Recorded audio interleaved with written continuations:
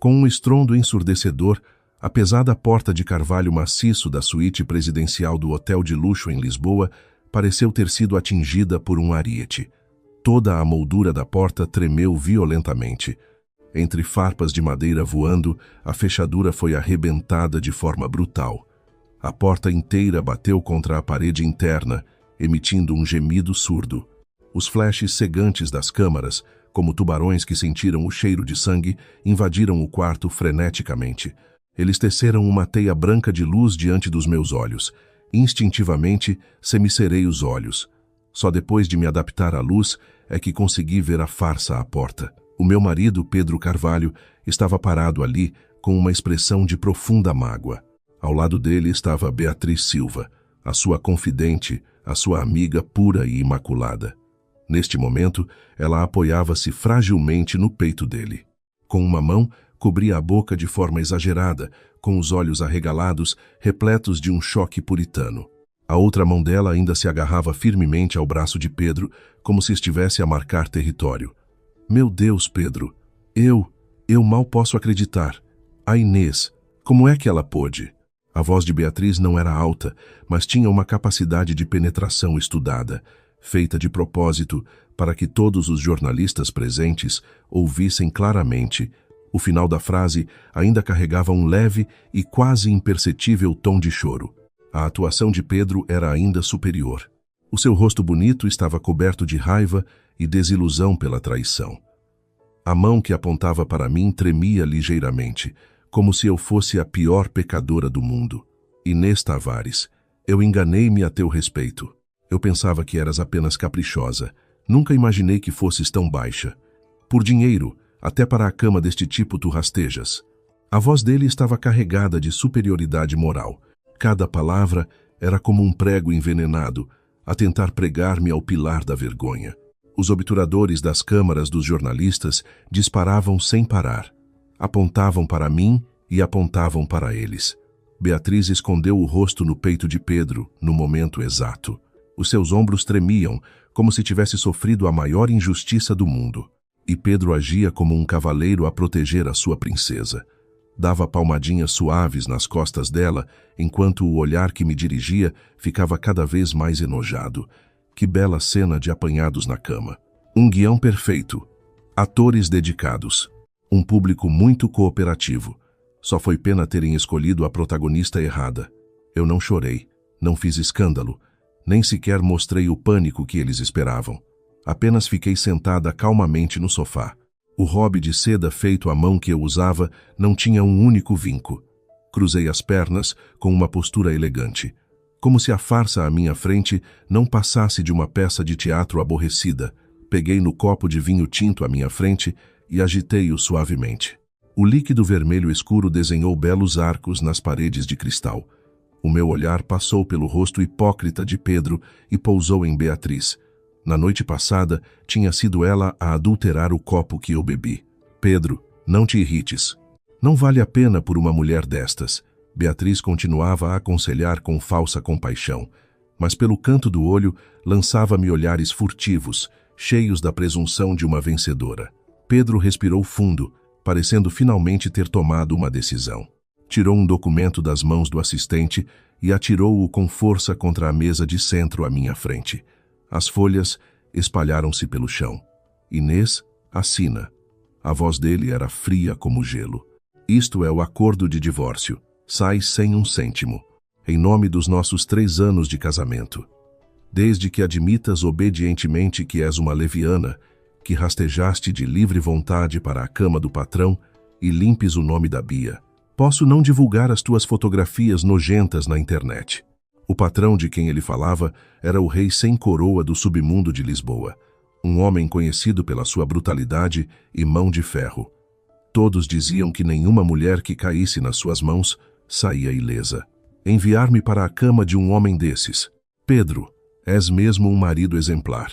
Olhando para a cara de condescendência dele, de repente achei graça. Os cantos da minha boca ergueram-se incontrolavelmente. Dei uma pequena risada. Nesta atmosfera de cortar a faca, o som pareceu incrivelmente deslocado. O rosto de Pedro ficou instantaneamente lívido. De que é que te estás a rir? Não lhe respondi. Apenas me levantei, segurando o copo de vinho, e caminhei lentamente até ele. O meu olhar percorreu o fato à medida caríssimo dele. Percorreu o vestido branco de Beatriz, que parecia inocente, mas era cheio de más intenções. Por fim, inclinei o pulso e despejei o resto do vinho tinto aos pés deles sobre aquele caríssimo tapete persa. O líquido penetrou na carpete felpuda, criando uma mancha vermelho escura, como uma poça de sangue seco. Ficaste louca? Pedro rugiu. Pedro, ela deve ter enlouquecido com o choque. Beatriz recuou assustada, mas colou-se ainda mais a Pedro. Foi então que, splash, o som da água no chuveiro da casa de banho ao fundo da suíte parou. Os movimentos de todos pareceram ter sido colocados em pausa. Dezenas de olhos viraram-se em uníssono para a porta de vidro fosco fechada. As lentes dos jornalistas apontaram para lá imediatamente, na esperança de captar imagens ainda mais explosivas. A porta abriu-se. Uma figura alta e robusta, vestida com um roupão, saiu. Ele era muito alto, com quase 1,90 m. Os ombros largos quase enchiam o caixilho da porta. O roupão estava frouxamente atado, revelando um peito bronzeado, cheio de cicatrizes horrendas que se cruzavam. A mais longa ia da clavícula até ao abdômen, como uma centopeia enroscada, exalando uma pressão aterrorizadora. Gotas de água escorriam pelos seus músculos bem definidos, caindo no chão com um som quase inaudível. Aquele rosto parecia esculpido a cinzel, com traços marcantes. Os olhos de Falcão carregavam a frieza e a aura assassina de alguém que estava no poder há muito tempo. Apenas por estar ali parado, fez com que a temperatura de toda a sala parecesse cair vários graus. Era o lendário e brutal barão do submundo, Henrique Tavares. As pernas de Pedro cederam imediatamente. A raiva e o senso de justiça no seu rosto desapareceram sem deixar rasto. Foram substituídos por um sorriso bajulador e aterrorizado. Senhor Henrique, um mal-entendido. É tudo um mal-entendido, eu não sabia que o senhor estava aqui. Eu vou já levar esta gente toda embora. Ele pensava que eu tinha sido realmente enviada para a cama daquele homem. Ele pensava que eu agora era o brinquedo daquele homem. Beatriz estava ainda mais pálida, sem conseguir sequer falar. O seu corpo tremia como folhas ao vento de outono. Eu, porém, parecia não ver o medo deles. Caminhei de volta para o sofá com uma preguiça felina. Sentei-me com elegância e recostei-me nas costas macias. Olhei para o homem que fazia toda a elite de Lisboa tremer de medo, e com um tom preguiçoso, quase manhoso, chamei suavemente: Pai. O tempo pareceu parar naquele momento. O ar solidificou-se, todos os sons desapareceram. As mãos dos jornalistas a segurar as câmaras congelaram no ar. Os flashes esqueceram-se de disparar. O sorriso bajulador no rosto de Pedro congelou, como uma estátua de gesso ridícula e patética. Tinha a boca ligeiramente aberta, os olhos arregalados, cheios de um choque extremo e descrença. A expressão de Beatriz era ainda melhor. Medo, confusão, estupor. Várias emoções misturaram-se no seu rosto até se fundirem num vazio total. Apreciei as expressões deles com satisfação. E só então adicionei lentamente a segunda metade da frase. Eles estão a dar-me dores de cabeça. Despacha-os. Assim que as palavras saíram, o homem que estava escondido nas sombras atrás de Henrique Tavares, Hugo Xavier, o subchefe mais leal do meu pai, moveu-se como um fantasma. Os seus movimentos foram rápidos, como um relâmpago. Antes que alguém pudesse reagir, ele já estava à frente de Pedro. Pedro nem teve tempo de soltar um grito de surpresa antes que Hugo lhe desse um pontapé na parte de trás dos joelhos. Caiu de joelhos no chão, de forma humilhante. Logo a seguir, Hugo levantou a bota militar e pisou impiedosamente na nuca de Pedro, pressionando com força para baixo. Crack! Foi o som do vidro da caríssima mesa de centro a estilhaçar-se, misturado com a arrogância esmagada de Pedro. O rosto dele foi esmagado contra os cacos de vidro. O sangue jorrou instantaneamente, tingindo aqueles pedaços brilhantes de vermelho. Arg! Um grito agudo de dor finalmente rasgou-lhe a garganta, mas foi esmagado de volta pela bota de Hugo, restando apenas ganidos indistintos. Por outro lado, Beatriz também não escapou. 2 guarda-costas de fato preto e expressões frias apareceram atrás dela, vindos do nada. Agarraram-lhe os braços, um de cada lado. Smack, smack. Estalos nítidos e sonoros ecoaram na suíte silenciosa. Hugo não levantou a mão. Foram os 2 guarda-costas. Mas a força deles não teve qualquer pena da beleza dela. Com estalos de ambos os lados, o rosto bonito do qual Beatriz tanto se orgulhava inchou rapidamente, parecendo a cabeça de um porco. Ela até se esqueceu de chorar ou gritar. Ficou completamente paralisada. Apenas lágrimas fisiológicas escorriam incontrolavelmente. Os jornalistas estavam ainda mais aterrorizados, quase a deixar cair as câmaras. Vieram para fotografar um escândalo amoroso da alta sociedade, não para documentar um banho de sangue da máfia. Eu assisti a tudo isto com frieza, sem qualquer hesitação no coração. Pedro Carvalho, Beatriz Silva, vocês nunca deveriam ter me tratado como uma pessoa fraca e maleável. E muito menos deveriam ter me enviado para a cama do meu próprio pai biológico e depois trazerem um bando de jornalistas para assistir à peça que vocês próprios encenaram. Agora, o verdadeiro espetáculo tinha acabado de começar. O sangue escorria da testa de Pedro, caía no tapete, misturando-se com a mancha de vinho tinto que eu tinha derramado, com uma cor tão escura que parecia preta. O corpo dele debatia-se violentamente devido à dor aguda e ao medo, soltando gemidos bestiais. Beatriz já tinha colapsado totalmente no chão, como lama que não se segura na parede. Se não estivesse a ser amparada pelos 2 guarda-costas, já teria desmaiado. Tinha as bochechas muito inchadas, sangue a escorrer do canto da boca e os olhos desfocados. Claramente, ainda não tinha recuperado desta viragem repentina dos acontecimentos. Em toda a suíte presidencial, além dos gritos de Pedro, só se ouvia a respiração ofegante dos jornalistas apavorados.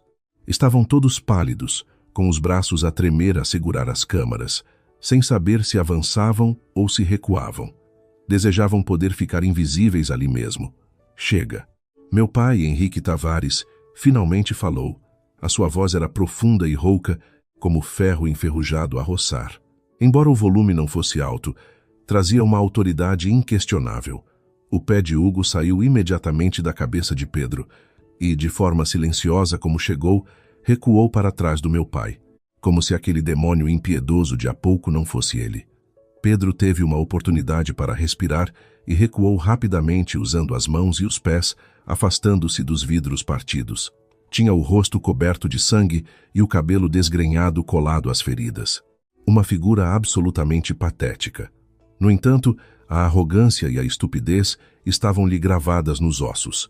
A dor excruciante deu-lhe um momento de clareza, mas também atiçou o seu ridículo orgulho. Olhou para mim com ódio e confusão. Aos olhos dele, eu era apenas uma mulher que não conseguiria sobreviver sem ele. O meu pai, talvez, fosse apenas um sugar daddy que eu arranjei para me encostar a alguém com poder. Afinal, durante 3 anos, eu lavei pratos e cozinhei por ele, cortando todo o contato com a minha misteriosa família. Inês, sua louca! Ele começou a berrar histericamente, a voz fina e aguda devido à raiva e à dor. Pensas que podes fazer o que te apetece só porque arranjaste um velho rico como proteção?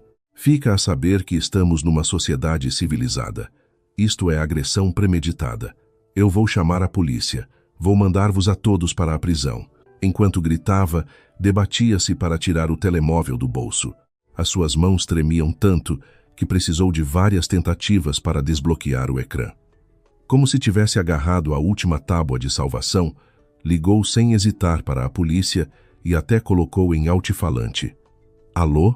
Polícia? Quero reportar uma agressão. Estou na suíte presidencial do último andar do Hotel Ritz. Fui atacado. Sim, é a máfia. Venham depressa. E não ficou por aí. Virou-se para os jornalistas petrificados à porta e gritou: gravem tudo, gravem os crimes deles. E onde raio está a segurança do hotel? Estão a tentar matar-me aqui e ninguém faz nada? Ele parecia um cão raivoso encurralado a ladrar, a tentar usar as regras da elite para virar o jogo a seu favor. Fiquei a olhar para o seu espetáculo em silêncio, sem qualquer expressão. Mas, na minha mente, surgiu incontrolavelmente a lembrança de uma noite de chuva há 3 anos. Naquela altura, Pedro Carvalho estava longe de ser o homem glamouroso que era agora. Tinha falhado na sua primeira empresa e acumulado dívidas enormes. Enganado pelos sócios, tinha perdido tudo. Ele estava à beira do telhado, a chorar e a gritar para mim que queria acabar com a vida. Fui eu que, debaixo de uma chuva torrencial, fui de porta em porta implorar aqueles contactos sociais do passado. Eles assentiam por respeito ao meu pai, mas ninguém estendia a mão. Por fim, fui eu que usei o meu próprio poder oculto. Sob o disfarce de um fundo de investimento estrangeiro, injetei-lhe o primeiro capital para o salvar. Ele desceu do telhado, abraçou-me a chorar compulsivamente. Jurou que seria bom para mim para o resto da vida. Eu acreditei. Pensei que tinha salvo um homem em quem podia confiar para sempre. Olhando para o presente, o que eu salvei foi um cão ingrato que morde a mão de quem o alimenta. O ambiente estava assustadoramente pesado enquanto esperávamos pela polícia e pela segurança. Pedro ofegava, olhando para mim com um olhar venenoso, como quem diz: "Espera, quando a polícia chegar, é o teu fim." Pouco tempo depois ouviram-se passos apressados no corredor.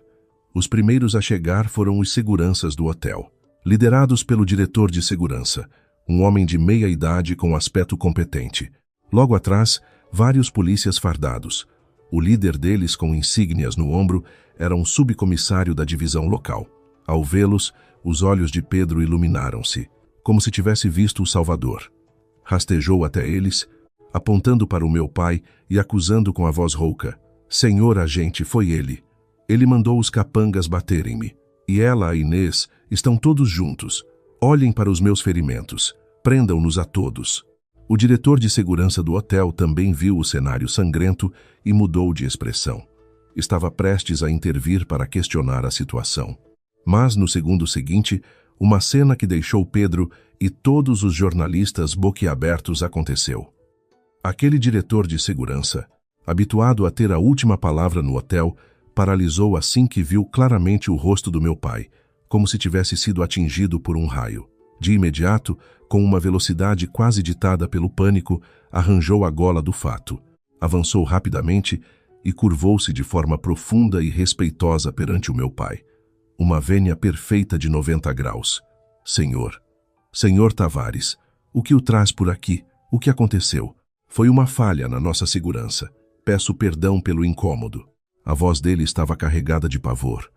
Num instante, uma fina camada de suor frio apareceu-lhe na testa, e o subcomissário da polícia, ao ver o meu pai, também contraiu as pupilas. Ignorou o choro de Pedro no chão e caminhou diretamente até ao meu pai.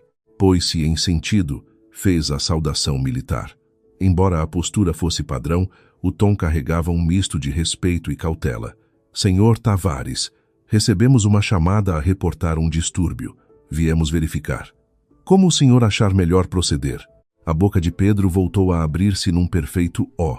As regras de que ele tanto se orgulhava, a sua última tábua de salvação, foram rasgadas com a facilidade de um papel. O meu pai nem sequer olhou para eles. Apenas apontou o queixo para Pedro e Beatriz no chão e soltou friamente algumas palavras. Perturbação da ordem. Incomodaram o meu descanso. O subcomissário percebeu a mensagem imediatamente. Virou-se e a sua atitude respeitosa desapareceu num instante. Foi substituída por um ar puramente burocrático e autoritário. "Levem estes dois." Ele acenou com a mão. "Suspeitos de causarem distúrbios e perturbarem a ordem pública." "O quê?" Pedro ficou completamente atordoado. Ele não queria acreditar nos próprios ouvidos. "Senhor agente, está a cometer um erro. Eu sou a vítima. Foram eles que me bateram. Vocês deviam prendê-los a eles." Contudo, 2 polícias já tinham avançado e agarrado os braços dele. Um de cada lado, puxaram das algemas. Clique. As mãos que antes eram usadas para assinar contratos milionários foram firmemente algemadas atrás das costas. "Vocês não podem fazer isto. Isto é abuso de poder. Vou apresentar queixa contra vocês." Pedro continuava a debater-se e a berrar que nem um louco. O subcomissário olhou para ele friamente. "Guarde as queixas para a esquadra. Levem-nos." Beatriz também foi puxada do chão e algemada. Ela já estava aterrorizada e sem alma, apenas chorando sem parar. Não conseguia formular uma única frase coerente. Fiquei a observar enquanto Pedro era arrastado para fora do quarto pelos 2 polícias como um cão morto. O seu olhar atravessou a multidão e fixou-se em mim. Nesse olhar já não havia ódio, mas sim um desmoronamento completo, misturado com medo e confusão. As regras sociais das quais ele tanto se orgulhava, a sua identidade de elite, eram fragilíssimas perante o poder absoluto. E eu, Inês, a classe a que pertenço é a própria regra. Ele, só agora, conseguia ter um vislumbre da ponta do iceberg. Regressei à moradia da família Carvalho, em Cascais. Esta casa tinha sido comprada por mim há 3 anos, paga a pronto com o meu dinheiro. A escritura estava apenas em meu nome, mas eu sempre disse a toda a gente que fora o Pedro, com o fruto do seu trabalho, que nos tinha comprado o nosso ninho de amor. Fiz isso apenas para proteger o orgulho masculino patético dele. A ironia é que, depois de me mudar para esta casa, tornei-me a pessoa com o estatuto mais baixo na família. Na sala de estar, a minha sogra, Dona Lourdes, estava sentada no sofá de perna traçada a comer pevides. As cascas cobriam o chão. A minha cunhada, Patrícia, com uma máscara facial no rosto, ocupava o outro sofá. Enquanto deslizava por vídeos curtos no telemóvel, dava gargalhadas irritantes. Ainda não sabiam do que tinha acontecido no hotel. Ao verem-me voltar sozinha a arrastar uma mala, Lourdes revirou logo os olhos e começou com a ironia. Ora, até que enfim resolveste aparecer. Eu pensava que tinhas morrido algures por aí. O que foi? Discutiste com o Pedro outra vez? Aviso-te já, Inês. Nós, os Carvalhos, não sustentamos mandriões. Se voltares a irritar o meu filho, meto-te na rua num instante. Patrícia tirou os auriculares e olhou para mim com desprezo. Cunhadinha, não leves a mal, mas o meu irmão agora é o CEO de uma empresa grande. Não faltam universitárias novinhas e bonitas a atirarem-se a ele. Se continuares com essas birras, tem cuidado para o meu irmão não te deitar fora um dia destes. A amargura e a crueldade delas eram o cenário diário dos últimos 3 anos. Eu já estava habituada. No passado, por causa de Pedro, por causa da família imaginária que eu ansiava, escolhi a tolerância. Forçava um sorriso para agradar a elas. Rebaixava-me para servi-las como uma empregada doméstica nas suas necessidades diárias. Mas hoje era diferente. Olhando para aqueles 2 rostos repugnantes, o último vestígio de apego a esta casa dissipou-se por completo no meu coração. Ignorei os gritos delas e caminhei diretamente para a estante de decoração na sala. Na prateleira mais alta estava uma caixa de madeira de jacarandá. Dentro estava a única relíquia que a minha mãe me deixara. Um antigo colar de filigrana de ouro com uma pesada medalha cravejada de esmeraldas de qualidade extrema. Mal abri a caixa. Antes de conseguir tirar o colar, Lourdes saltou do sofá como uma gata a quem pisaram o rabo. Avançou com um salto e tentou arrancar-me das mãos. O que pensas que estás a fazer? Inês, estou a avisar-te. Esse colar foi o Pedro que gastou uma fortuna para me comprar de presente. Experimenta tocar nisso. Experimenta. Ela guinchava com uma expressão de pura ganância, como se o colar já estivesse no seu bolso. Desviei-me da mão dela e olhei-a com frieza. Este colar é a relíquia da minha mãe. Não me interessa de que mãe é. Lourdes berrou irracionalmente. Casaste-te com um Carvalho. Tu e as tuas coisas pertencem-nos. O meu filho disse que ia dar-me este colar amanhã. Se tens juízo, entrega isso. Dito isto, voltou a atirar-se a mim. Franzi a testa e levantei a caixa. No meio da confusão e dos puxões, Patrícia também correu para ajudar. Num momento de distração minha, deu-me um empurrão violento. Cambaleei. A caixa escapou-me das mãos. Caiu no chão, a tampa abriu-se e o colar de ouro e esmeraldas, de um brilho imaculado, rolou para fora. Bateu contra o duro chão de mármore. Clink, um som cristalino, capaz de partir o coração. A pesada medalha de esmeraldas partiu-se em 2 pedaços. Naquele instante, o mundo inteiro ficou em silêncio. Baixei a cabeça, olhando para as 2 metades daquela esmeralda que antes era perfeita no chão. Senti como se uma mão invisível me apertasse o coração com violência. Doía tanto que mal conseguia respirar. Era a única lembrança que a minha mãe me deixara. Antes de morrer, ela colocou-o no meu pescoço, dizendo que eu devia ser como o ouro e a esmeralda. Não importava o que enfrentasse, devia manter o coração caloroso e resiliente. E agora estava partido. Partido pelas mãos daquelas duas mulheres que eu tolerei durante 3 anos. Ai, partiu-se. E depois? É só um bocado de pedra velha, resmungou Patrícia, sem se importar.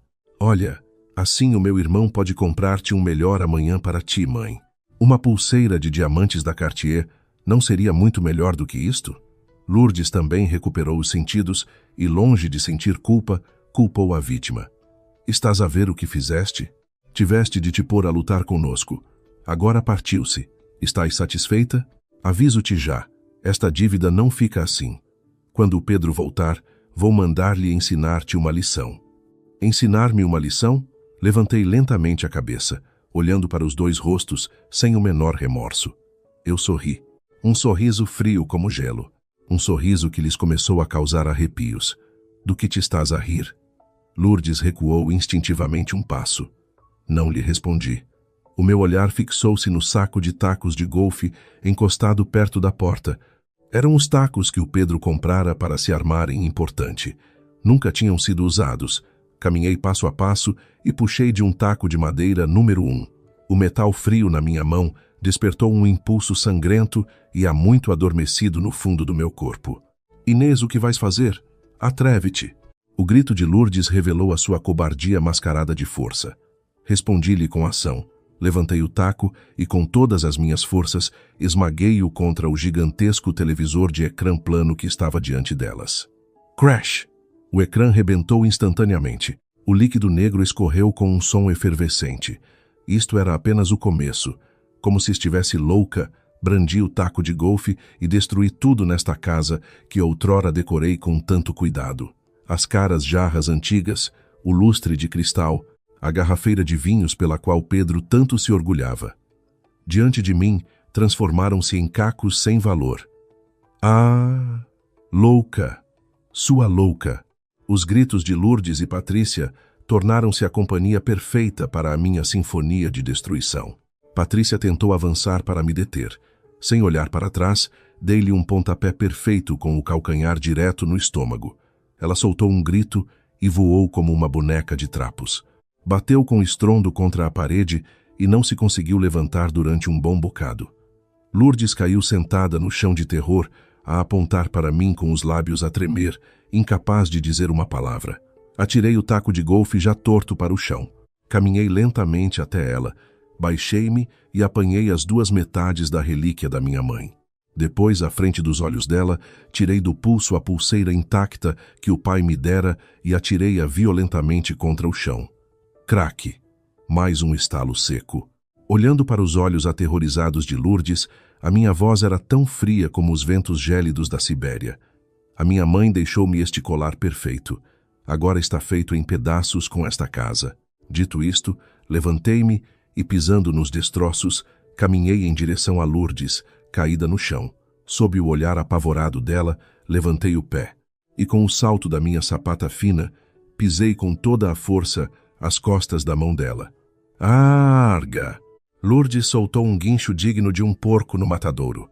Inclinei-me um pouco, aproximando-me do seu ouvido, e disse, palavra por palavra, com um volume que só nós as 2 ouvíamos.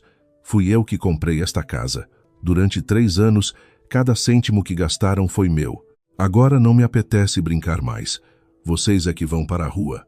Nesse momento, a porta principal da moradia foi escancarada de fora para dentro. Pedro Carvalho, que tinha acabado de pagar fiança, entrou a correr. Quando ele viu o caos à sua frente e a sua mãe a gritar esmagada sob o meu pé, os olhos dele ficaram vermelhos no momento. Inês, que merda estás tu a fazer? Ele rugiu e investiu contra mim como um touro enraivecido. Tirei o pé e não recuei perante o seu olhar ameaçador. Ele correu até mim, levantando a mão para me esbofetear. Contudo, a mão dele foi interceptada no ar e agarrada por outra mão muito mais forte. Hugo Xavier tinha aparecido atrás de mim. A mão dele prendia o pulso de Pedro como um alicate de ferro. Pedro, chocado e irado, gritou, "Vocês!"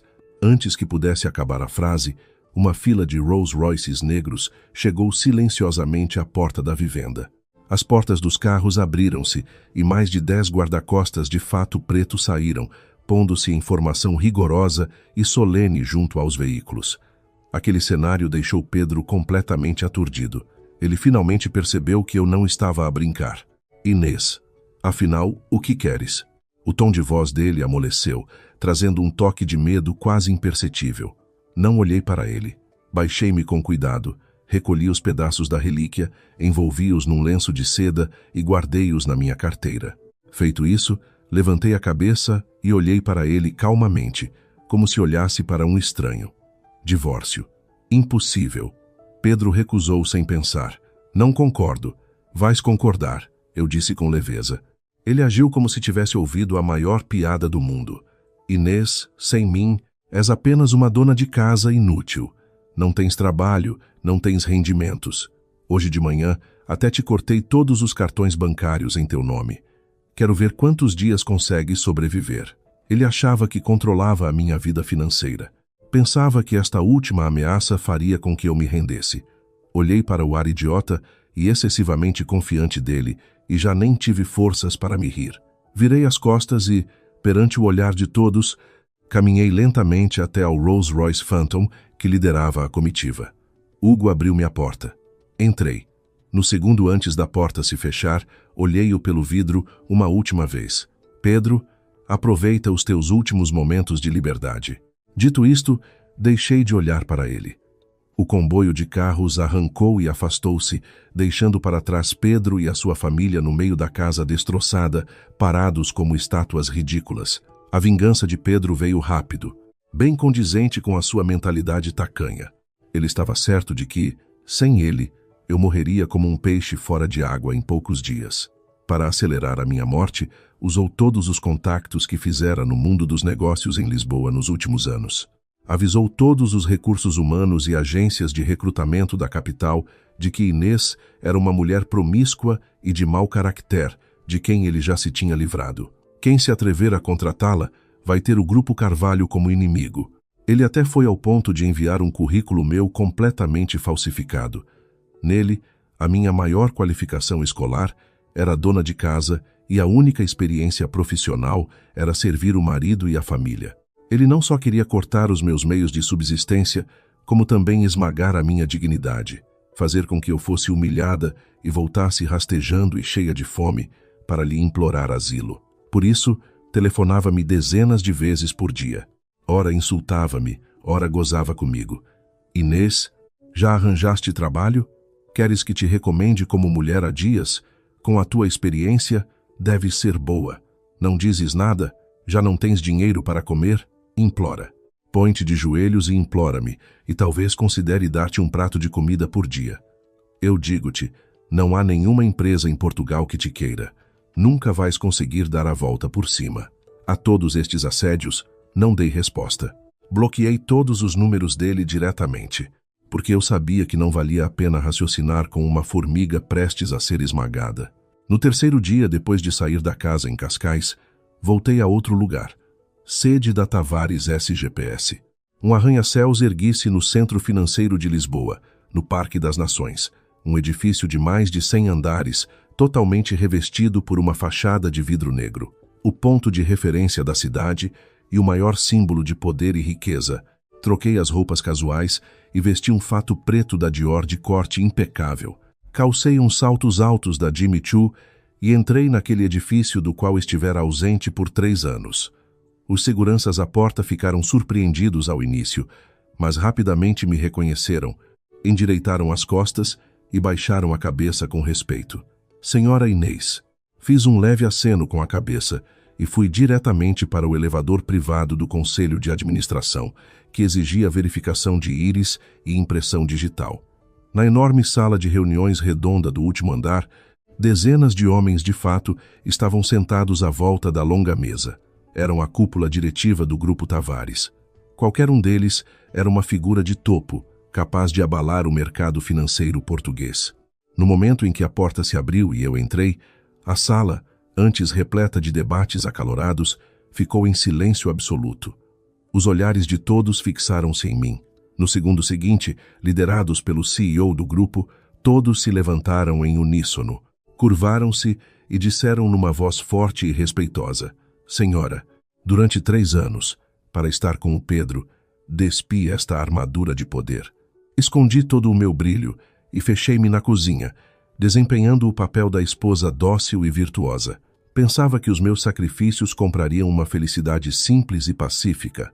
A realidade deu-me a estalada mais sonora, mas agora eu tinha voltado. Caminhei até ao lugar principal, que simbolizava o poder absoluto, e sentei-me devagar.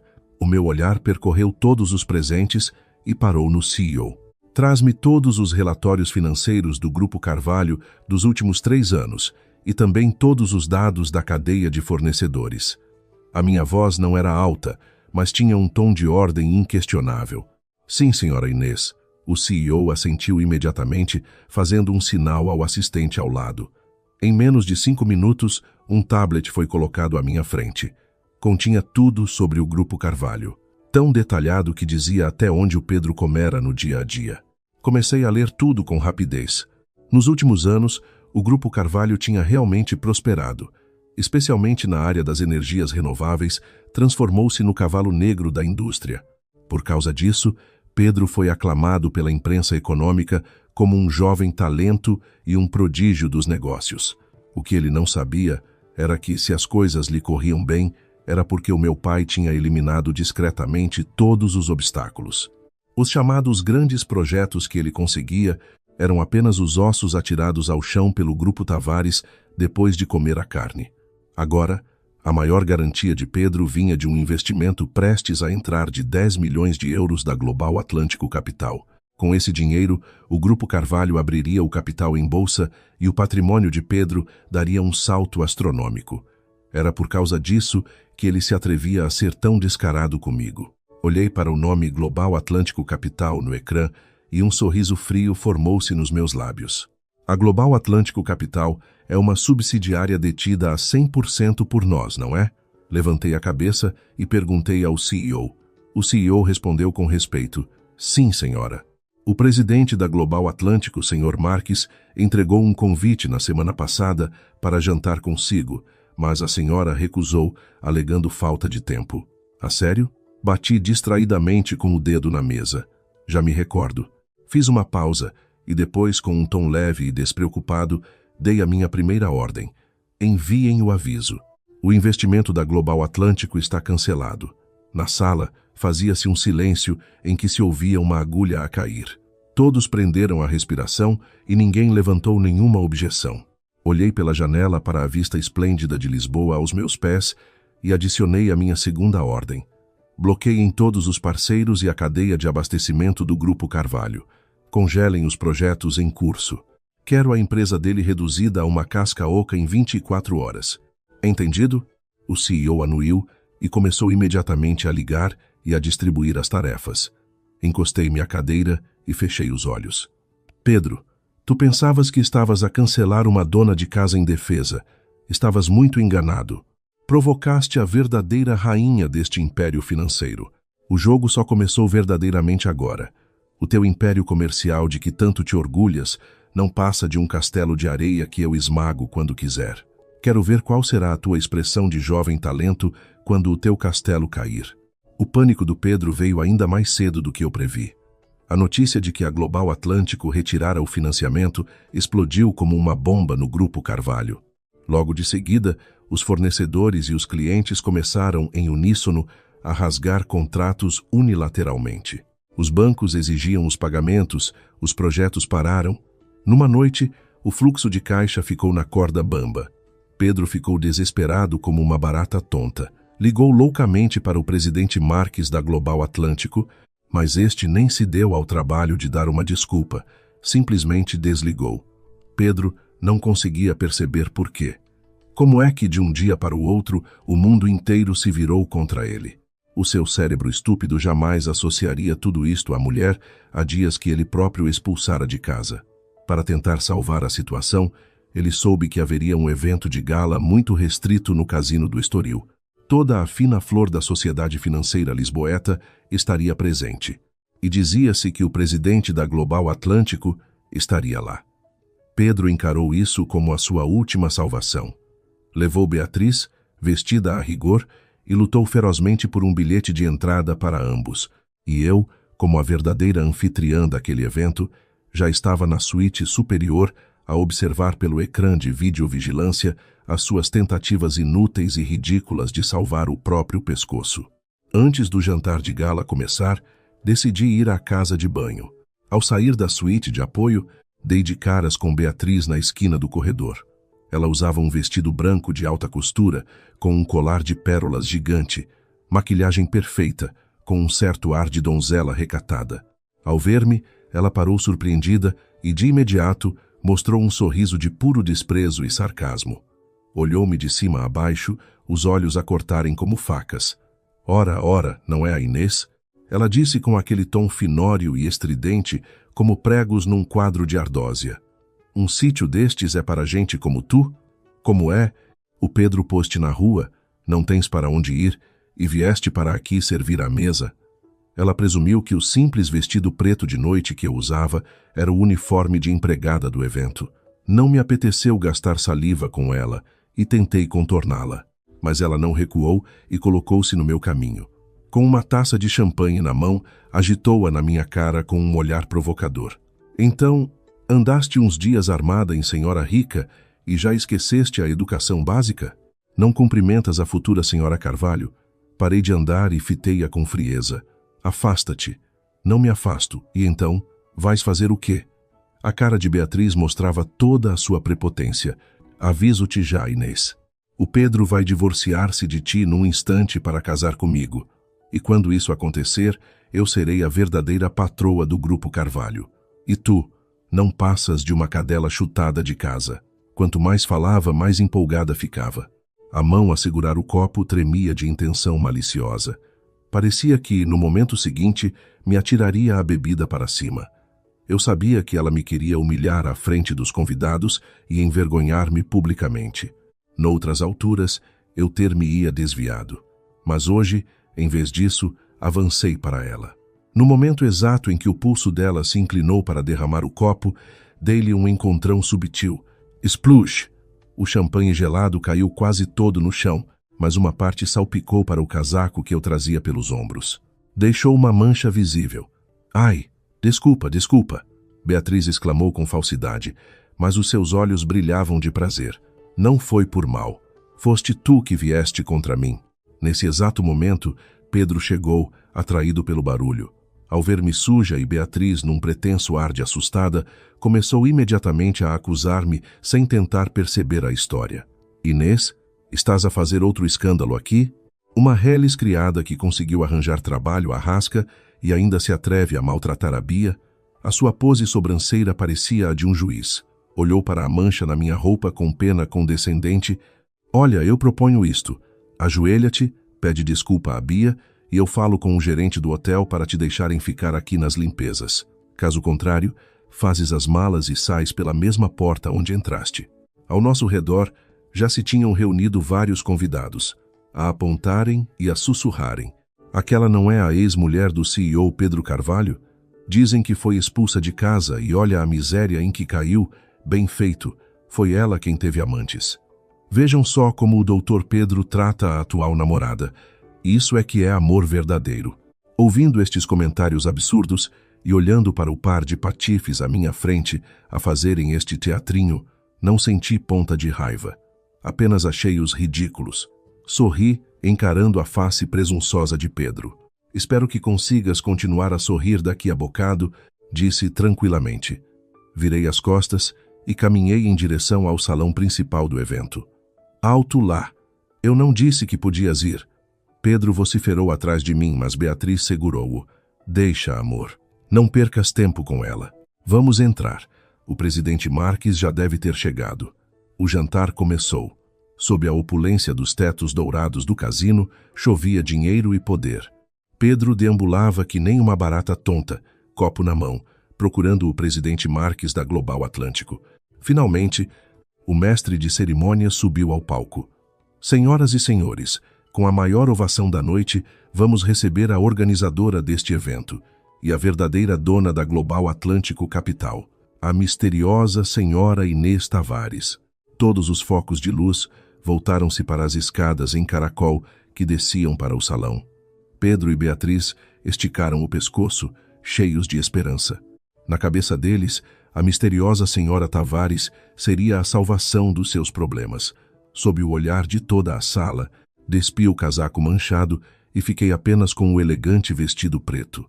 Desci devagar, degrau a degrau. Atrás de mim caminhava o presidente Marques da Global Atlântico, respeitoso como um mero funcionário.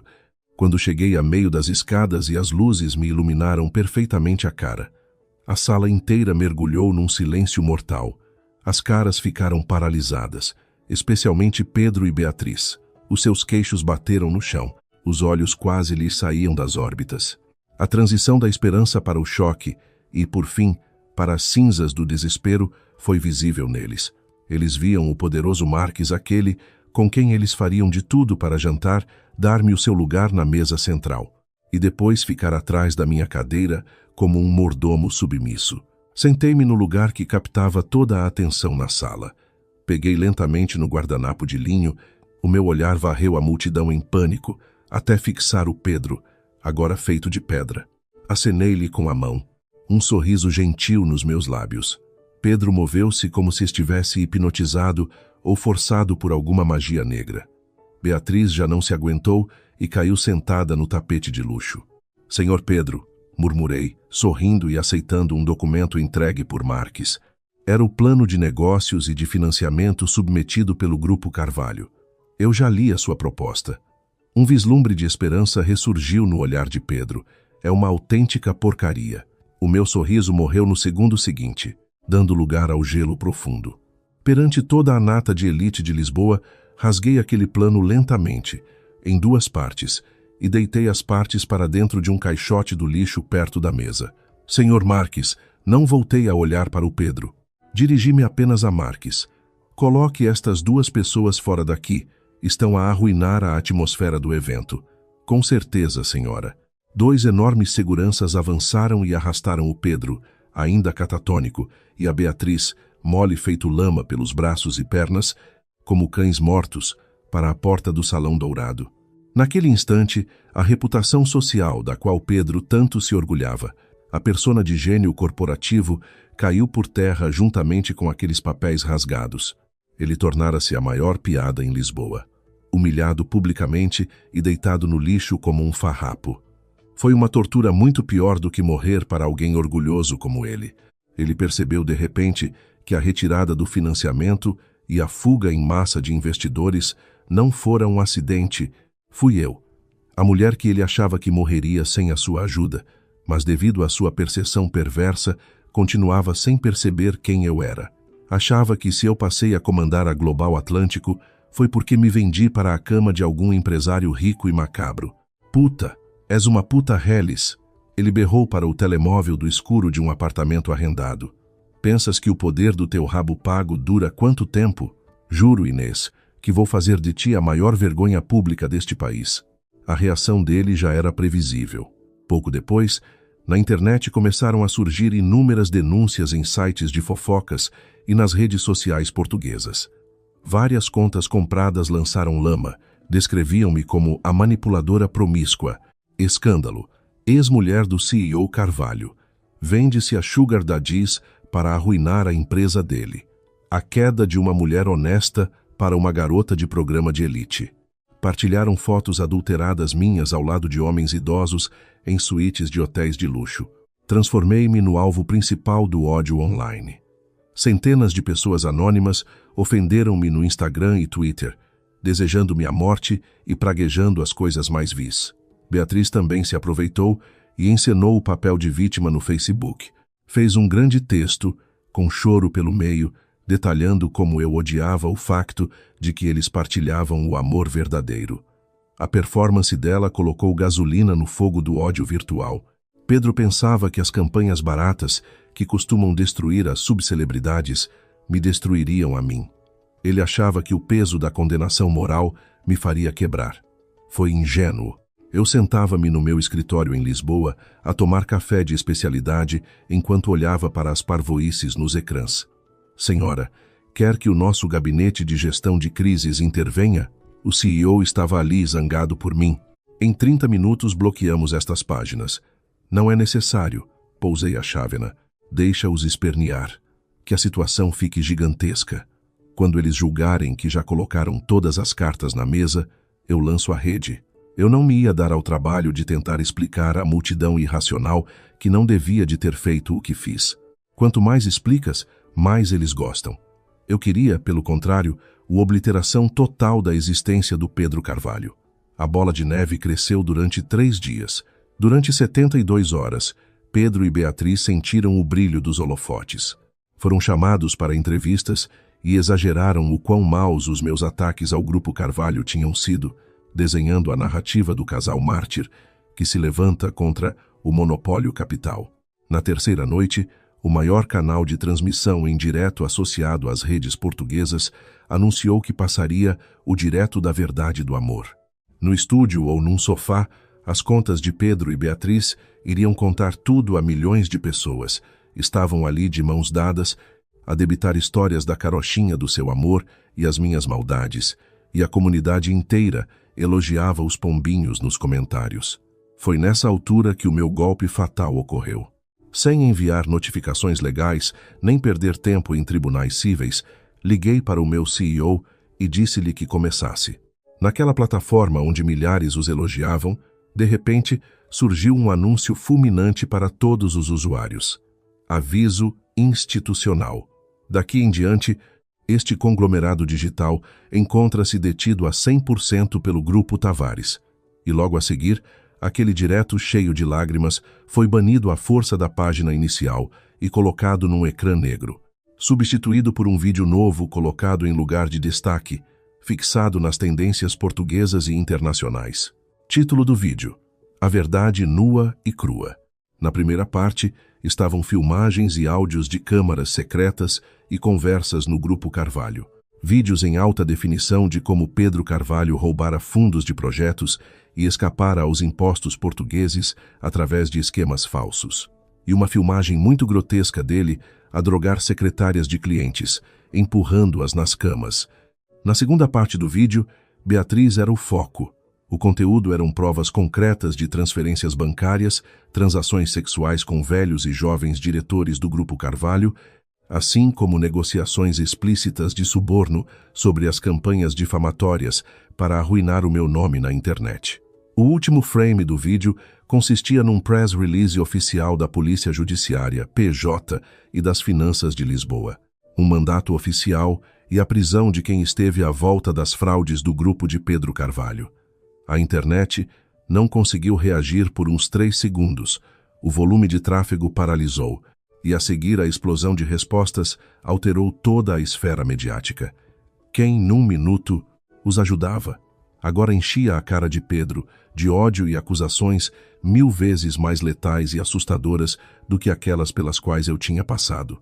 O Pedro, escondido no apartamento, e a tentar desesperadamente banir aquele vídeo nos seus botões de F5, não conseguiu acreditar na falha no sistema do ecrã de computador.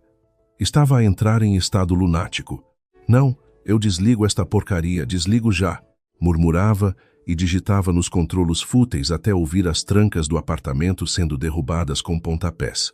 O braço direito do meu pai, Hugo Xavier, vestido de negro, empurrou a porta com os guarda-costas a acompanhá-lo e jogou, sem sentimentos, folhas, multas e processos cíveis, fiscais e legais e exigências dos credores diretamente na cara a suar frio de Pedro.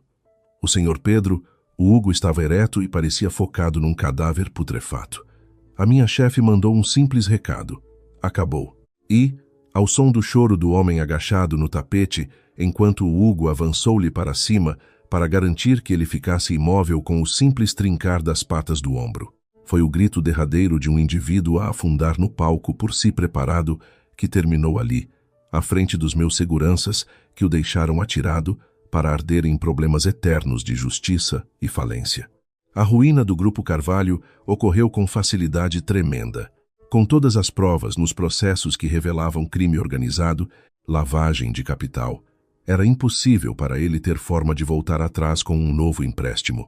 Bens, ações da bolsa e os seus pertences luxuosos acabaram congelados à força nos dias posteriores pelos processos cíveis. A antiga vivenda luxuosa e familiar de Cascais possuía já uma faixa oficial colada à porta das traseiras pelas execuções em trâmite na justiça portuguesa. Aquele grupo restrito constituído pela sua mãe histérica e sua arrogante cunhada caiu sem dignidade e virou-se para a miséria e não para os chás ou passeios pelo Chiado. E porque viviam do consumo de cartões dourados do filho, não viam meio sequer de conseguir adquirir pão básico ou rendimento. Foram bater à porta de Beatriz na Lisboa de topo à procura da salvação nos fundos de Beatriz, pois achavam que a paixão sem limites pela família faria com que ela suportasse as velhotas desamparadas de forma instantânea. Porém, à saída do apartamento, encontram-se não à frente da noiva chorosa e amiga, e sim uma mulher que ostentava desprezo brutal contra aquela gente de classe baixa de súbito. Eu vos acolher? Com que fundamento? Ela apoiou-se no caixilho da entrada, envergando trapos luxuosos de dormir. Mas quem sois? 2 parasitas que eu tolerei por força? Um cão arruinado, falido tem valor para mim? Nenhum. Atirou notas à força na escada para elas as apanharem. As mulheres rebolaram e agarraram-na nos escadões perante a raiva irrefreável na miséria dos vizinhos espantados nos estúdios circundantes. Acabaram na polícia e arrastadas enquanto tudo parecia teatro filmado pela brigada que o Hugo enviou-me com antecedência. Sentei-me à secretária e ouvi apenas parte da gritaria, quando decidi avançar para fechar aquilo, pois faltou alegria. Temos a última versão, disse Hugo, e na folha médica do Hospital da Luz vi a Beatriz nas informações, a data e as ecografias. 6 semanas de gravidez de uma Beatriz com testes sanguíneos claros. O homem que não podia andar foi buscar à gravidez esta desculpa por uma chance vinda do fundo dos laços fortes com o seu bebê, pois ele sabe da fortuna da família Silva de Beatriz, média, pequena no mercado imobiliário, e crê que conseguirá ficar nos seus bens e com isso salvar as suas costas nas dívidas e em Portugal. O momento despertou a lembrança mais triste das minhas dores. A mãe dele odiou-me durante 3 anos, pois eu menti-lhe que não era ele, o seu precioso rebento, o doente e esteril que detinha um problema sem chance de concessão grave, astenosospermia avançada e agressiva sem forma do homem. Ele pediu-me ajuda, a medo das críticas que o iam destruir no país inteiro pela sua impotência e ausência do traço fértil. Assumi os xingamentos das doidas das suas parentes, as mezinhas, o ódio. Assumi que eu era infértil em Cascais. Ele telefonou-me, triunfante, a glória perante o desespero e grito. É filho homem, o filho que tua oca fêmea sem chance não forneceste. Invejas, choras, arrepende-te. Tu de gatas, Inês. O mundo volta, e eu esmago-te ainda com o império dos Silva. Eu continuei com silêncio nos fios das antenas, e quando pensava ele, o meu horror era o medo, ri por leve. Uma gargalhada de terror nos auscultadores enregelou-o a meio. Que miséria e pena de ti que me surge. Adeus. Desliguei e falei com o Hugo na sala. Prepara-lhes o grande iate nos mares e rios do luxo para os apoiar no matrimônio e na grandeza que o seu amor, Beatriz Silva e Pedro, prometem em grande pompa perante todos. E juntei de súbito ajuda em tudo. Ajude Beatriz Silva a fingir, com o seu noivado e as riquezas dos deuses perante todos. Na ajuda misteriosa, sem que eles saibam a fonte e o luxo fornecido, o casamento deles arrastou e ocorreu de maneira estapafúrdia de gloriosa. Em pleno estuário, no Tejo a cintilar luz e no Cruzeiro Vilar de Topo, em Lisboa, normalmente dos eventos políticos luxuosos de chefes estrangeiros, a entrada dos grandes parceiros a bordo da riqueza. Beatriz no convés, no vera-wang imenso do braço e brilho total nos dedos cheios das joias raras, ao redor dos políticos enganados por um falso espetáculo do noivo que ia usurpar a herança dos parentes da noiva. Tudo para lavar dinheiro da esposa e a glória que estava com os repórteres de imagem. Na noite, sob as estrelas na ponte da varanda, cheia na luxuosa cúpula do iate do casamento no estuário, sob a aclamação com palavras e brindes dos pombos e amor perfeito, e quando o par, prestes a dizer sim, iam partilhar a pulseira ao dedo para sempre, Entrei eu na festa, na proa vestida de cetim, vermelho cor de fogo ardente nas cintas, parecendo que se rasgava das trevas uma mandrágora. O mundo focou nas minhas sandálias abertas com uma atitude letal, e todos de copo no ar espantados e horrorizados na hora com a noiva. Pedro encolericou-se nos brados à tripulação à guarda. Expulsem a ordinária do meu iate. A guarnição ali permaneceu fixa. Apenas se ouviu os barulhos das patas nos soalhos com o capitão do cruzeiro britânico, nos bordados de ouros descer do topo com respeito cego às curvetes. Senhora Tavares, bordo do barco em vossa alçada. Seja bem-vinda. O silêncio reinou, e a cor esvaiu-se a Pedro nas bocas perante todos, os rostos a desvanecer perante eu própria, a apoderar-me no micro do DJ oficial, ao pé dos ecrãs, ao meio da varanda de noivos. Eu vos felicito e trago presentes. E com os estalos nas palmas do meu pulso, apareceu de repente no LED um relatório com o perfil de saúde, no meio a brilhar da paciente, deitado sob os braços de Lisboa. Beatriz Silva sofreu. 2 anos há. Remoção ovariana, ou tubária, nas urgências dos infectados com males íntimos reprodutivos, resultando do útero doente. Ou, em outras palavras, as senhoras que há anos sem pudor têm impossibilidade biológica na procriação da vida inteira. Mas, que barriga! Um vídeo nos LEDs mostrava agora a imagem secreta a comprar disfarces da sua barriga enorme num centro clínico e na conversa cínica referindo ao otário, o estúpido marido. E como pretendia roubar o capital, logo depois da assinatura com o noivado à frente das câmaras, para largar o marido sem verbas na lixeira, aos credores dos bancos europeus depois. Todos com horror sentiram-se chocados face ao golpe, com os ecrãs iluminando o choque até um Pedro esvaziado, sem sangue, sem pernas nos cantos das salas, paralisado num surto de raiva psicótica, a soluçar com toda a esperança, a ruir nas perseguições. E, Senhor, quer que vos entregue a sua própria fatura dos hospitais, nas análises clínicas ao sangue, no fundo em que se provava perante uma cidade as análises passadas? Mostrei o relatório escondido dos nossos meses juntos da Clínica Lisboeta da Fertilidade, onde referia que, para o caso, a astenosospermia, no meio do estilo leviano, sem vida de controle anterior, seria com certeza um bloqueio 100% nos anos à frente da fecundação de gravidez própria que é absoluto ou incurável. Com estas flechas eu furei a moral do suposto criador. Na cara suada e exposta dele num espelho de ridículo, furei a autoestima que a enganou nestes anos, destruiu a moral das culpas num colapso absoluto à beira da embarcação à frente dos gritos. Ele atirou-se no pescoço na frente de Beatriz, ao som dos espasmos loucos, como a fera furiosa, rasgando nos colos os vestidos das ricas peças, como a almofada da gravidez de espumas, nos convés perante todos os média. Um espetáculo no iate de cães esmagados aos gritos nas detenções, até a polícia acabar o espectáculo brutal nos cais à chegada da tripulação, onde amarrados caíram perante o caos. Aos pés a algemar as patas soltas, Pedro arrastou ao lado da rampa em Lisboa na noite, os seus ombros nas pernas, pedindo com dor aguda pelas lágrimas uma moral. Mas salvei, tu sabes, na chuva, o corte, a facada, 3 anos da bondade, salvaste, Inês, lembra? Da dívida de sangue na facada, ele apontava as nódoas ou cicatriz. Mostrei naquele exato pé um vídeo nos passeios secretos num ecrã daquele mesmo ano de como, naquele dia sombrio dos becos, a uma quadra dos marginais, não foi ele que a aguentou ou bateu nos gangues da zona, ele apenas chumbou com choros as pedras num murro. Fui eu de casaco preto que apanhou o porrete nas costas para os desviar e o tirei desmaiado nos becos por causa da pena a usar força. Os cabecilhas tinham apenas acatado-me para arrastar com os dólares os desamparados. O capital não te veio. Eu trouxe aos banqueiros nas contas nas sombras, sem te mencionar a pedido e a misericórdia, e foste engolido por orgulhos cegos. Como tiveste asco de tu a ti te apoderar nos meus esforços da moral por esses sacrifícios? Adeus e que acabem a chorar, Pedro. E não tendo mais espaço, deitei um cheque amolgado à testa vazia deste homem.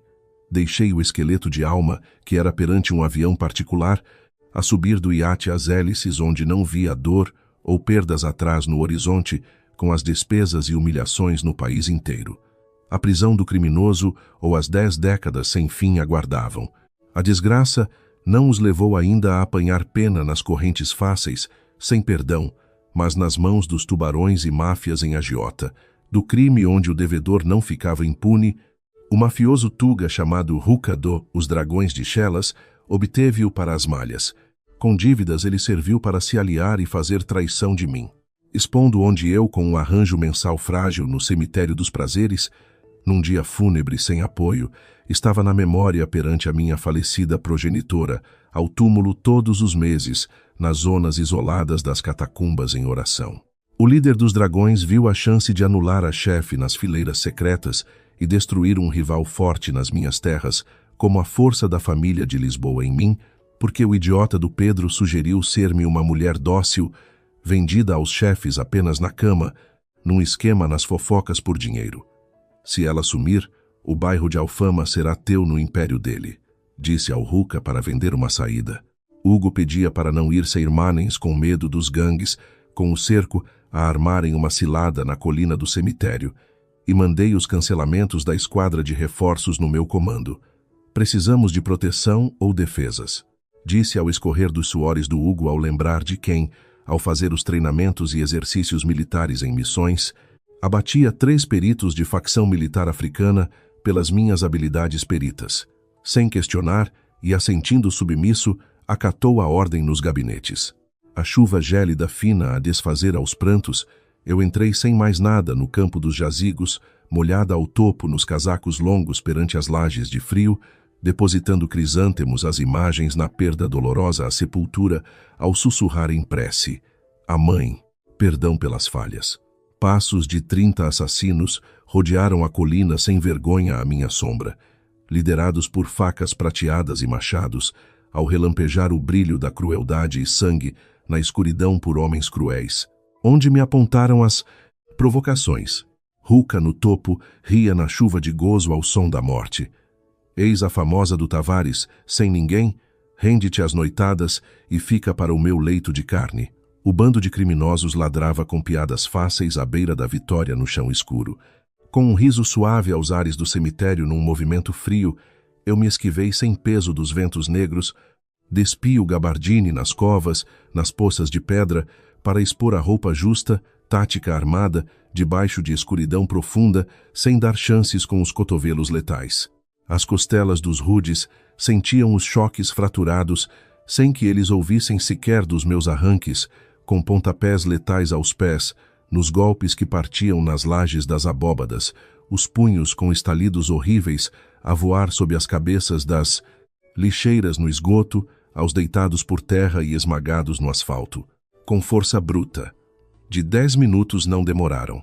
Dos bandidos na colina, um ou outro apenas sobrevivia sob as campas em berros na poça enlameada nos chãos de Alfama, sem partes corporais do massacre das artérias, onde os bandos gemiam, enquanto eu levantava os ferros letais às carnes da liderança, que caía amedrontado ao meu punho com as calças, a feder ao nojo da aflição de urina, a tentar rastejar do túmulo ao cair dos tristes.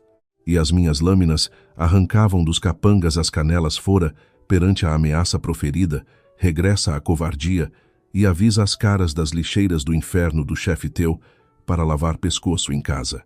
Vou visitar a cabeça ao vosso quartel num nada. Ruka urrava em suplício do decepo brutal no cemitério sem mais força. Os gemidos seguiam no cerco à colina e lá dentro na rua escura na carrinha negra das viaturas do desespero onde Pedro espreitava das janelas e que, apavorado, como os ratos perdia os miolos em fúria, horrorizado na chuva sem palavras e fúria, após eu subir com a capa e descer dos pátios serena nos meus sapatos encharcados. Pedro rastejou de terror nos corredores das bases armadas e, sem lições, o cabecilha furioso arranjou força para reunir com as carrinhas um batalhão das máfias rivais em ataque direto à herdade do Alentejo, o esconderijo secreto no sul português longe do olhar. Eram carros que rodearam ao negro, os muros aos escombros, com a tentativa dos roubos para esmagar o silêncio da casa rural, sem ruídos nem cães. Pensavam invadir a aldeia inteira, onde a porta falsa da mansão caiu sem peso ou defesa aos pés da horda raivosa com Pedro, para caçar e encontrar a prisioneira escondida dos perigos até no centro da sala, ver apenas um relógio da ampulheta de areia solitária. Um clique ao final das migalhas de poeiras. Luzes brancas que, de uma forma cega, abateram todo o exército na planície, enquanto dos cumes da moradia e do perímetro dos jardins apareceram com carabinas e fuzis miras laser na ponta das faces. As corporações especiais, ex-militares treinadas. Os raios dos lazeres sobre peitos em massa a tremer do bando ao ver que do jipe sobressaía a arma antiaérea e letal pesada guiada à força do tenente Hugo, sem dó. Todos a caírem sobre pânico, ajoelhando perante os fuzilamentos. E no último laivo de soberba estúpida, ou devaneio à mercê da loucura, o líder dos criminosos locais clamava por um Deus cego. A sua última carta, a salvação de força no mercado. Eu grito a vossa dor, não se metam. Pedi socorro. Ao barão dos impérios de rotas ilícitas em África e Portugal, Dom Delgado, o galego de ferro armado ao rubro, que vai limpar os vermes do pedaço das ruas, se não implorarem o meu indulto ao vosso chão, já de bruços. Os ecos tremiam e da noite soavam hélices no campo do pó. Do avião dos exércitos negros militares ao redor, com escolta bruta no Alentejo rural, para acatar e assistir às refregas em Portugal, a figura gélida de Dom Delgado das Américas, sem rugas nem fraqueza e cicatrizes brutais. Desceu para pisar os vermes com o anel negro no capote, cinzento ao peito imponente de impérios escuros. Mestre. O Ruka agarrava sem perdão as pernas, implorando aos prantos as perdas. A cobiça no brilho dos bandidos via ali o final nos portões aclamar as vinganças com o sangue e chacina da herdade a rolar pela sombra até a porta principal da sala, nas poltronas coloniais de cortiça, onde o homem do avião ia exigir ao trono da sala e matar sem dores a pessoa com a minha face, sem iluminação de fundo, a esfriar um bule aos cálices de chás portugueses, sentada com paz extrema dos salões. Nos pés nas carpetes, e eu proferi com os bicos nas sombras, para a frente dos rostos no salão. Um foco das luzes iluminava-a ao fundo. Dom Delgado olhava sem piscar a face com os esgares. O homem das ilhas não atirou, e o rosto dos deuses ficou vazio em cinzas, a estremecer à visão medonha dos nervos, até quebrar na queda ao fundo, ao tombar das juntas, aos estalos das canelas na tábua, nos estrondos do soalho em humilhação, brutal ao chão, sem cor ou sangue. Ele rebolava em espanto em prantos, com submissão à minha perna, beijando as calças aos choros cegos nas lajes das cinzas. Senhora e mestra maior do meu sangue no reino escuro, não vi com os meus burros da terra os crimes horrendos com vossa honra, mate-me ou faça em pó a servidão por perdão. O Ruka perdia de pavor aos olhos em estado tonto de loucura, paralisada nos ossos, e um estúpido sem fé ou razões, chamado Pedro, chorava de joelhos em humilhação dos ratos em choque letal, a deitar urinas em pânico, onde os deuses e os patrões, inatingíveis, viam-se por fim com meros peões aos cantos, do chão na face escura dos meus pés, na teia universal, com a minha estirpe ao mundo de regras da qual era dona inatingível do império global, às cegas que engolia. Dom Delgado fuzilou num estrondo o falso criminoso Ruka perante os guardas no tiro, nos crânios em poças, ao relampejar no caos noturno, nos pátios, com um único abano no dedo, com as chavenas, por terminar que o despachavam em limpezas, para longe onde imploravam os vermes.